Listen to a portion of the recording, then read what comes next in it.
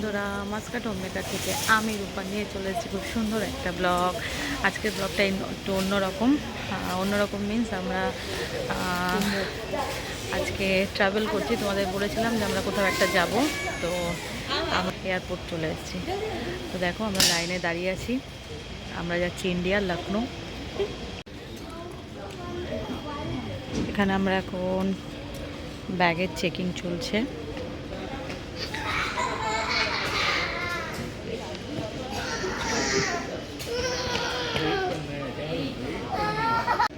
আমাদের boarding pass নিয়ে নিয়েছি, এখন আমরা যাচ্ছি ইমিগ্রেশনে। এই যে আগে যাচ্ছে, আর কোথায় যাচ্ছি সেটা দেখতে হলে অতি অবশ্যই সঙ্গে থাকতে হবে, দেখতে হবে। তো ভিডিওটা একদম স্কিপ করবে না, তো চলো দেখতে থাকো। দেখো আমরা ফ্লাইটে বসে গেছি। আমরা 4 জন যাচ্ছিলাম লখনৌতে, আমি, আমার হাজব্যান্ড, আমার দেওরার যা। তো ফ্লাইটে যেটুকু পসিবল হয়েছে এইটুকুই তোমাদের সাথে শেয়ার করলাম, তো চলো দেখতে থাকো। করলাম লখনৌ, এখান থেকে বাসে করে এয়ারপোর্টের ভেতরে যাবো, ব্যাগেজ কালেক্ট করবো, তারপর এয়ারপোর্টের ভেতর থেকে বেরিয়ে তারপর আবার তোমাদের সঙ্গে কথা বলছি। লখনৌ এয়ারপোর্টের ভেতরে চলে এসেছি, এখন আমি এখান থেকে লাগেজ কালেক্ট করব। এইখান থেকে দেখো 2 নম্বর বেল্ট থেকে লাগেজ কালেক্ট করতে হবে। তো লাগেজ কালেক্ট করে নিই, তারপর আবার তোমাদের সঙ্গে কথা বলছি। দেখো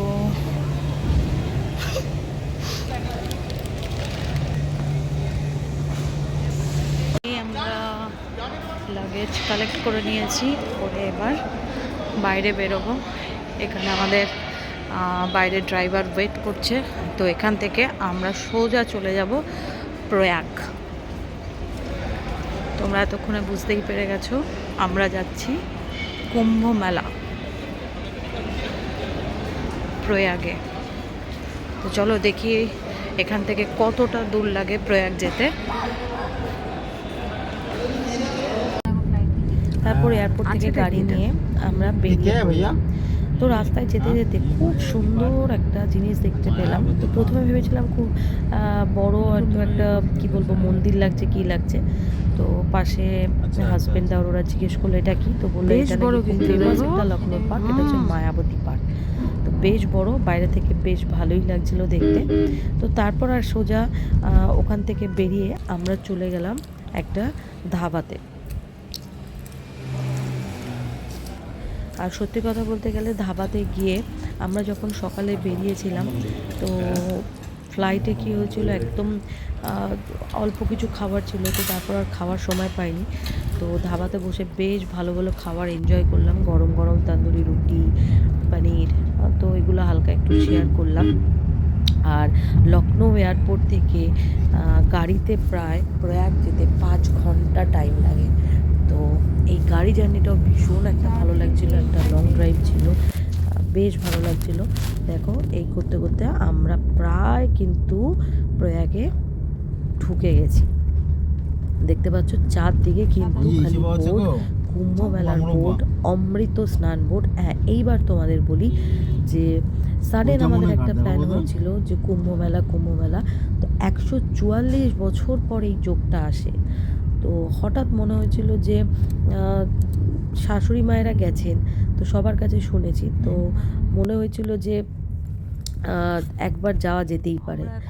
তো তখন সবাই মিলে আর কি প্ল্যান করা হয় যে ঠিক আছে।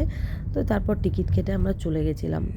আর সেই উদ্দেশ্যেই আমাবস্যায়, মৌনী আমাবস্যায় আমরা স্নান করব দেখেই আমাদের এই যাত্রা শুরু করেছি। তো আজকে প্লেন, গাড়ি, কি করে আমরা এখানে পৌঁছলাম, কতটা ট্রাভেল পেতে হয়েছে, সব কিছুই তোমাদের সাথে শেয়ার করব। এখনও পর্যন্ত যতটুকু জার্নি করছি খুব স্মুথ জার্নি ছিল।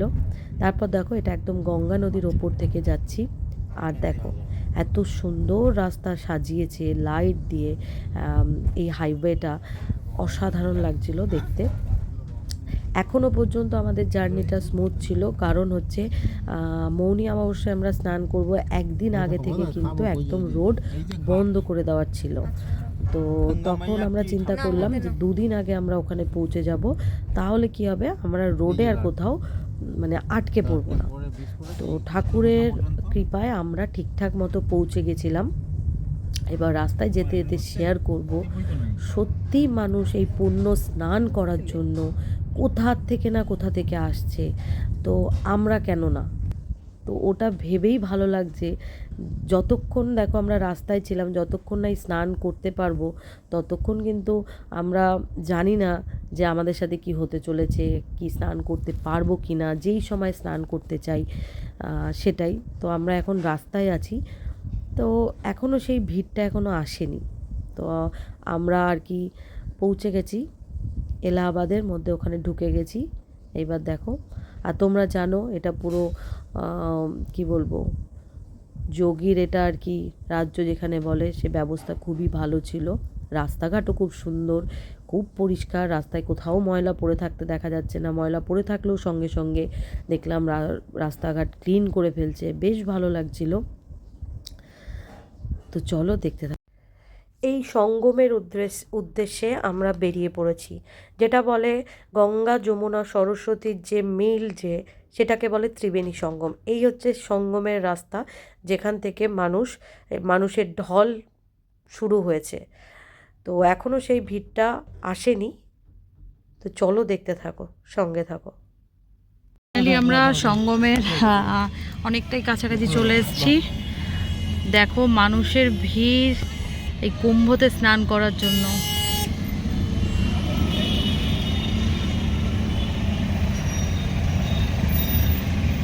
প্রচুর পুলিশ প্রোটেকশন আছে, প্লাস শহরটাকে এত সুন্দর করে সাজানো, অনেক সুন্দর লাগছে। দেখতে পাচ্ছ প্রচুর পুলিশ প্রোটেকশন।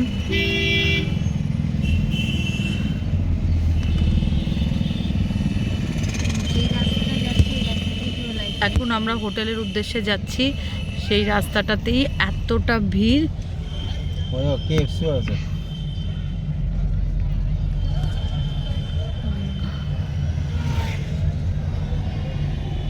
জায়গায় জায়গায় গাড়ি ভর্তি, মানুষের ঢল।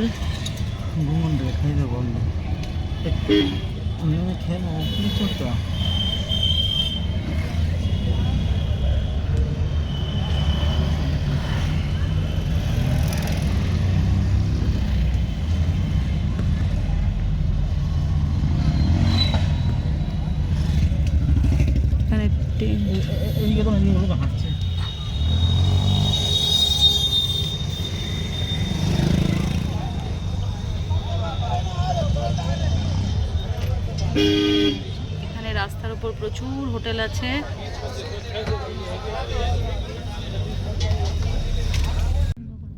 তো বন্ধুরা, আজকে Muscat to Lucknow, Lucknow to কি বলবো, প্রয়াগরাজের যে জার্নিটা, কুম্ভ মেলার যে যাত্রা শুরু করলাম প্রথম থেকে শেষ পর্যন্ত, কেমন লাগলো অতি অবশ্যই জানিও। তো যদি ভিডিওটা ভালো লাগে তো ভিডিওটা ছেড়ে যাওয়ার আগে like, comment, share and subscribe করতে একদম ভুলো না। আগামী 2-3 দিনে খুব ভালো ভালো ব্লগ আসতে চলেছে। কুম্ভ মেলা স্নান থেকে শুরু করে সব কিছু তোমাদের সাথে শেয়ার করব। ওখানে মানুষ কিভাবে প্রত্যেকটা দিন কিভাবে কাটাচ্ছে, কিভাবে এই অমৃত স্নান করার জন্য মানুষ দেশ বিদেশ থেকে আসছে, সব কিছু শেয়ার করব। তো প্লিজ বন্ধুরা, ছেড়ে যাওয়ার আগে লাইক, কমেন্ট, শেয়ার, সাবস্ক্রাইব করতে একদম ভুলো না। Thank you for watching, tata.